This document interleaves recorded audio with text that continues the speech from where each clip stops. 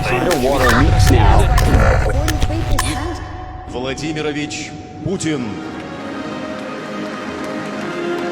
Vladimir Putin has a trick up his sleeve, and he's finally using it. It's a weapon he's been holding on to for years, waiting for this moment.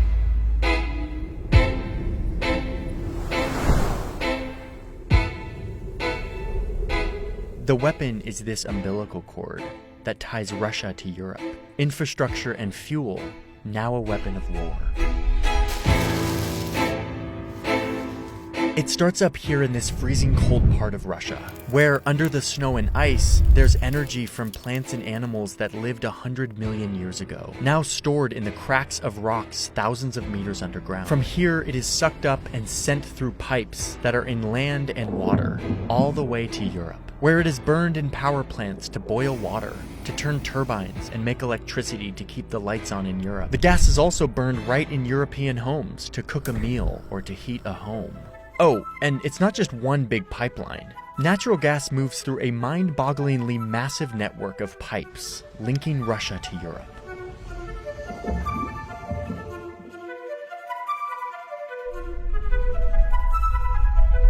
What I want to do here is quickly get you up to speed on what is happening and how these pipelines have been turned into a weapon in a weird version of hybrid warfare. We call it hybrid because you have two things going on here. You've got this traditional old school style war playing out. You've got artillery and foot soldiers and cruelty against civilians. You have the conquest and annexation of land. That's like old school style war. And yet Putin hasn't declared an official war. He's covering this whole thing up back home, calling it a special military operation, while simultaneously stealing a bunch of land in Ukraine and drafting hundreds of thousands of Russians to the battlefield. As someone who studies conflict, this has gripped me because it's playing out not just on these battlefields, but on a bunch of other battlefields too. Energy markets, infrastructure, financial systems, and information sharing on the internet that simply has never existed before like this. And it's on these battlefields where the big nuclear powers of our world are going head to head in an increasingly dangerous way. So I'm gonna walk you through the moves and the counter moves of this hybrid war so that we can understand how Vladimir Putin has turned these pipelines into a weapon of war. On Europe's ongoing energy crisis, leaders in the region gathering. This week, the Russian energy company Gazprom drastically reduced its Prices deliveries skyrocketed ahead of the looming winter season. Reliance on fossil fuels from Russia. First thing to note here, this is not just a war between Russia and Ukraine. It's also a war between Russia and a huge group of countries that we're calling the West. Russia started it, but now both sides are engaged in a complex game of 4D chess. Or maybe more accurately, we could call it a high-stakes game of chicken. So let's look at the moves and counter moves on either side and try to make sense of why I'm calling these boring pipelines a weapon. As we know, this really started in February on a physical battlefield with a full-scale invasion.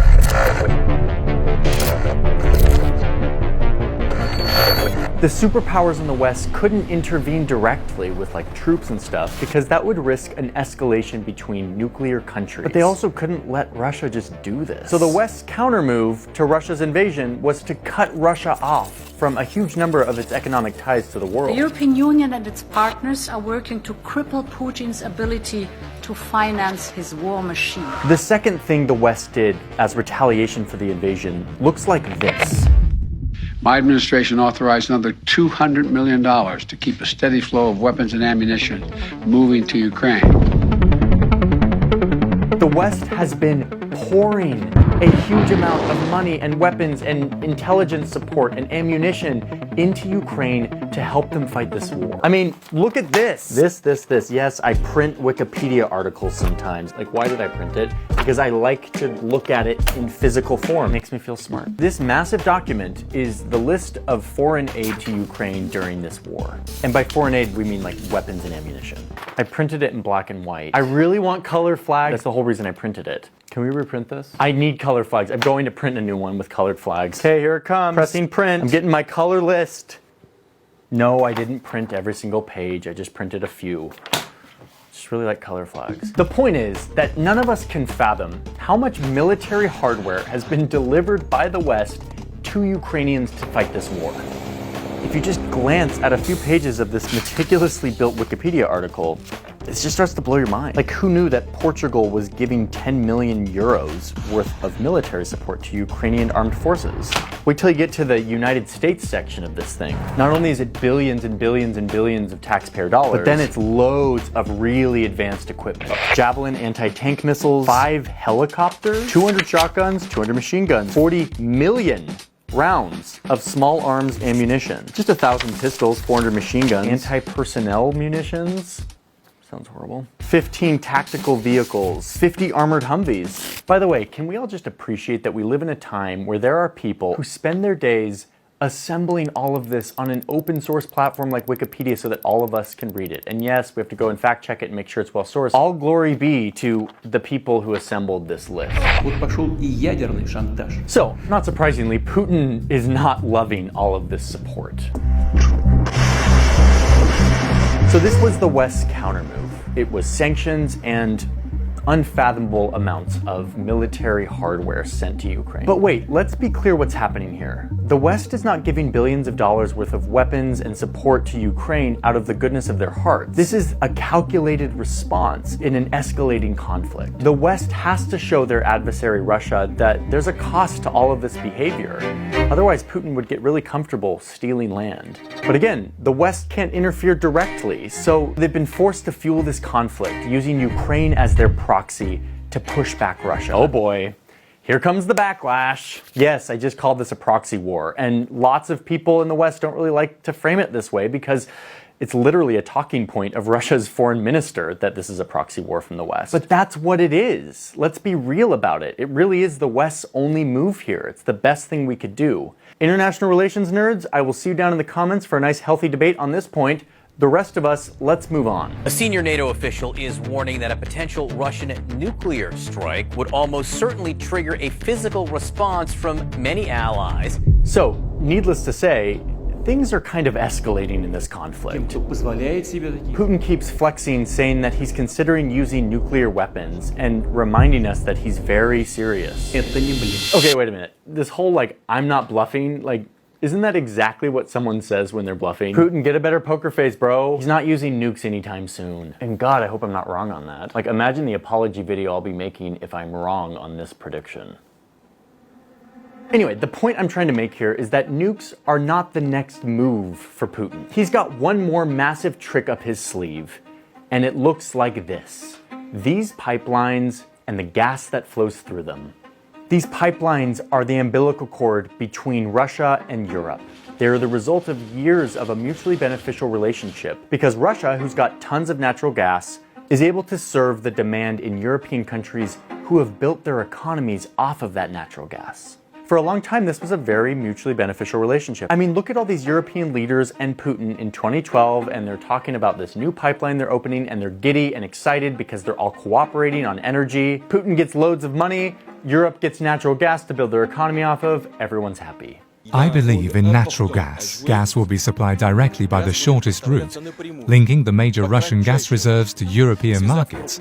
We can guarantee this. But it turns out this was a trap. What it ended up doing is putting a huge amount of leverage in the hands of this guy.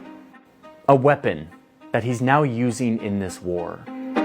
Putin's government has a controlling stake in the biggest gas company in Russia, which means that Putin himself can give the order to turn off the taps on these pipelines. Turn them off. And that's exactly what he did. European gas prices again reached near record highs on Gas Monday. prices up 43% last week. Gazprom says it is indefinitely halting the flow of gas through a key pipeline. We are working hard to become independent of this gas supply. And the question I always have when I hear this big news of prices and I see graphs is what does this actually mean for Europeans? To understand that, you have to look at one more graph. What we see here is that Europeans need their natural gas most in the winter, when they burn that gas to heat their homes or to make electricity to keep their lights on during darker days. But it's not just heating homes. This cheap, abundant gas from Russia has been a foundational aspect of European economies, especially in Germany, which by far is the most reliant on this cheap gas from Russia. You just gotta look at a place like this. It's a town that is basically just a giant chemical plant in Germany. It's the biggest gas guzzler in the country. But I mean, like, come on, chemical plant kind of sounds boring, unimportant, right? Like, we can do without chemicals for a bit while we get through this crisis.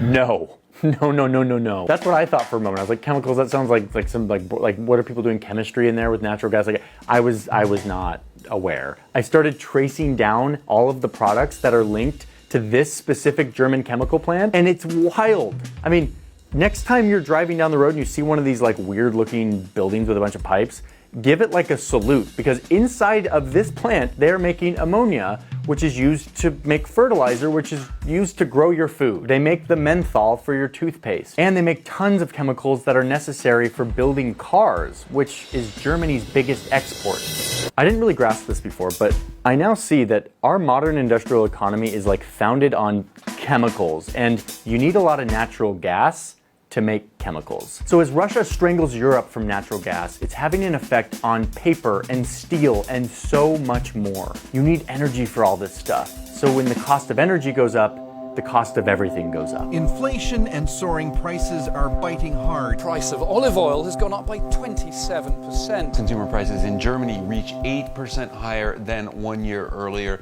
That's a level not seen since the 1970s oil crisis. And this is exactly what Putin wants. This is his next move in the war. And notice the timing here. It's about to get really cold in Europe. Another mind-blowing fact here is that 70% of the energy that is used by European households is just to heat the homes, 70%. And about half of European homes rely on natural gas for heat. And where does that natural gas come from? Russia, well, no, not Russia. It doesn't come from Russia anymore. It now needs to come from somewhere else. Somewhere that doesn't have a bunch of pipelines that can pipe it in cheaply. It's either that or Europeans freeze this winter. Cue the current panic in Europe. Diese schwere Energiekrise droht sich zu einer Wirtschafts- und im Verbund damit Sozialkrise auszuwachsen. Two of our producers, Jack and Podgy, were recently in Berlin, and I asked them to go look for electric heaters to see if it was easy to buy them. Like, is this panic real? Is this thing on? Hey Johnny. We're about to walk into an electronics store and see if this is actually true, and people are buying these electric heaters like crazy. Wenn die weg sind, ist dann auch Geschichte. Die kaufen das Ding in Reserve und wenn kein Gas mehr da ist, dann haben sie wenigstens die Chance, nicht bei minus 15 Grad da in der Butze zu hängen. Ne? This is actually happening. They had 5 or 6 still in the store on display, but he said they have nothing left back in storage. And once those 5 or 6 radiators are sold, they're not getting new ones. Electric heater sales all over Germany seem to be going up. 76% this year over last by one estimate. Okay, but I hate to break it to you, Germany, the electricity that you need to run these electric heaters is now way more expensive too, because natural gas is also used to make electricity, and it drives up the price for all other forms of electricity as well. So yeah, Putin played his big wild card in this economic war by turning off the taps. And let's walk through his calculations here, because it wasn't just to make Europeans suffer as payback. He has an end game. His goal is that by doing so, the people will get fed up and go to their leaders and be like, why are we supporting a war in Ukraine at our own expense? And under pressure, the leaders in Europe would then fracture and be more likely to go to President Zelensky, who they have lots of leverage over, and pressure him into making a deal with Putin to stop the war, give Putin all the land that he's annexed, and move on. President Putin has announced the annexation of 4 regions of Ukraine that are controlled by Russian forces in the biggest seizure of territory in Europe since the Second World War. And this would mean a big win for Putin. Moves and counter moves. That's what this is. And let me just say, Putin's plan is not working. This is happening right now, and it's changing every day. So by the time you're watching it, boy, things could have changed. But there is a growing movement, especially in Germany, to protest these sanctions and this military aid to Ukraine. Die Vorstellung, dass wir Putin dadurch bestrafen, dass wir Millionen Familien in Deutschland in die Armut stürzen und dass wir unsere Industrie zerstören, während Gazprom Rekordgewinne macht. Ja, wie bescheuert ist das denn? People are taking to the streets. They're fed up with higher prices for something they don't think is worth it. Dass die Leute sich keine Heizung mehr leisten können und dass eine Riesenaufrüstung stattfindet. And as winter comes and the demand for gas increases to heat homes and keep the economy alive, this tension will only get worse. Just as Putin planned, using his energy weapon just at the right time to inflict the most amount of pain on Europe's economy. Останется только одно. Как в известной русской сказке приговаривать: мерзни, мерзни, волчий хвост. Okay, wait a minute. Did you catch this? We're talking about like high stakes, like global conflict, and Putin is invoking this folk tale in which a clever fox, presumably Putin himself, outsmarts this dumb wolf by tricking him to going down to a frozen lake and putting his tail in a hole in the ice to try to like catch fish. But eventually the wolf's tail freezes and the wolf is stuck until a bunch of villagers come down and beat him up. By the way, I talked to a Russian about this and she told me that like the fox is not portrayed as like a role model here. Like the fox is actually like a pretty unsavory character. And yet Putin wants to be the fox. And the EU is the wolf. Приговаривать: мерзни, мерзни, волчий хвост. Putin, man, he's just quite the storyteller. So that is what is going down here in this conflict. It is hybrid warfare with a particular 2022 flavor, something we've never seen before. And we don't really know what happens next. It's developing right now. But allow me to share with you a few closing facts that we should keep in mind that will help us make sense of this economic war. First, turning off the pipelines to Europe doesn't just hurt Europe, it hurts Russia too. In the short term, they've been making tons of money off of this surge in natural gas prices. But in doing so, they have severed their ties with their best, highest paying customer, Europe. They're now looking east for new customers, maybe in China and India, but none will pay the prices that Europe was willing to. Oh, and plus, they don't have nearly the network of pipelines that they have into Europe. Building those takes decades. But somehow this was worth it to Russia, to inflict short-term pain on Europe in exchange for a long-term hit to Russia's gas industry. Second, and speaking of long-term, yes, this is painful for Europe right now, but what it's gonna do is quickly force them to look for new places to find their energy. Spoiler alert, in the short term, Qatar is gonna get way rich off of all of this. Richer than they already are, if you can imagine. But the point is that this will accelerate Europe's already started transition away from fossil fuels. They're now being forced to speed that up. In other words, if they can weather this difficult time, they will come out way better off than they did before, and Putin will come away with way less economic leverage over them. And this gets to my last point, and this is a little bit more of my opinion and prediction on the situation, which is that this guy, Vladimir Putin, I think has overplayed his hand once again, using all of his leverage in one swoop and dramatically underestimating its ability to work. I mean, just go back. He miscalculated his army's ability to take over Ukraine's capital very swiftly. He miscalculated his army's ability to hold land. He miscalculated the response of the Ukrainian military and people to resist his invasion. He miscalculated the response from the West. And now it seems like he once again has miscalculated his ability to force Europe to stop supporting Ukraine through energy blackmail. He seems to be 0 for 5, which is good news, until you realize that every time he loses one of these bets, he escalates the conflict. What's scary is that Putin can't lose. He's not allowed to. If he loses, he gets thrown out of power back home. So I think he'll keep digging in his heels, using all of the tricks in his arsenal. I'm not totally sure where it goes from here, but I can tell you that this conflict is far from over.